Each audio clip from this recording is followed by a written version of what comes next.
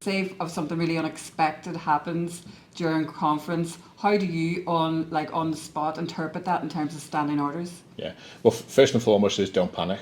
I mean, you will get sometimes a curveball thrown at you. The worst thing you can do is panic and make something up. That's not your role as the chair. You're there to actually to deal with the situation.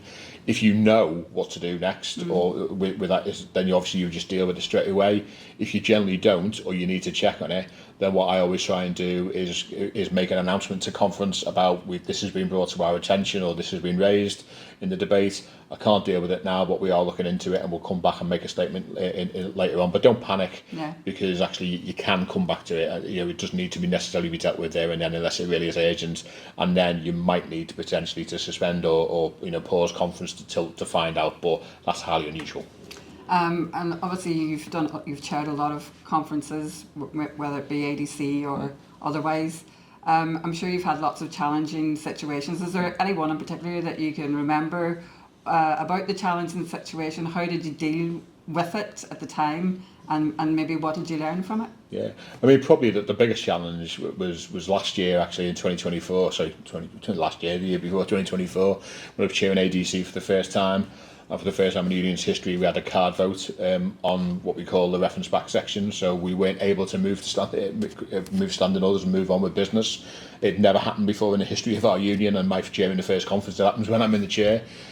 So how we dealt with that really is to just say not panic, look at the rule book, see what it says, take advice from people who've been around a while and have got experience of it, and really try and get a good outcome and to move things on as quickly as you possibly can, which is key.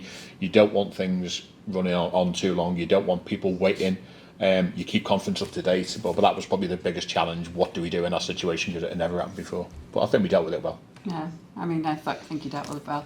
And then in terms of just ensuring that conference is inclusive, how do you manage that in terms of making sure that quieter voices are heard, maybe younger members are heard, first-time delegates? How do you manage all of that? Yeah, I mean, obviously, just by saying a show of hands, that you can't necessarily guarantee whether or not you're going to get the equality balance right, or whether you're going to get, say, new delegates or certainly younger delegates. So you should never just assume. But to be fair, what we do quite often get is, if people are first-time speakers or young delegates and they really want to come in, you quite often get tipped off in advance that they're sitting in a particular section and they want to speak on a particular issue, especially if it's something that really matters to them. And you can consider that. You don't necessarily have to bring them in, but you can consider that and try and bring them in. But really, it is just experience, engaging, looking at the conference floor, engaging, not just for and against, but actually as well making sure that underrepresented groups are going to be brought in. So if you've got a big issue that is all about women's rights, and then it is absolutely right that the majority speakers in that debate would be women, so therefore you make sure that you do that. Same with black members, disabled members, etc.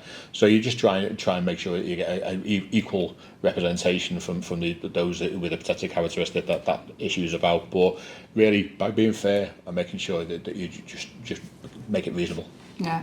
And at ADC, the union's democracy is on display. How does that influence your language, your demeanour, and the decisions you make as chair? Yeah, I mean, obviously, it's the sovereign body of the union. It is democracy in action, and it creates policy for the union going forward. So, in terms of how it impacts me, the biggest impact for me, if I'm still the president after the close of the conference, is that obviously myself and the incoming NEC will then have to work through to make sure we implement those policies. So that's the biggest thing that we have to do. But in terms of the conference itself, I tend not to get too hung up on which way a debate's gone or which way a vote's gone.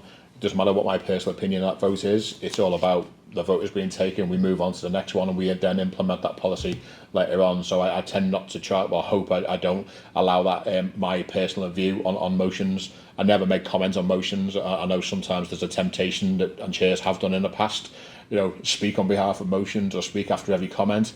That is a no-no as far as I'm concerned. You're not there to do that. You're not there to impose your will on the conference. You're there to ensure smooth running, and I like to think I've always managed to do that.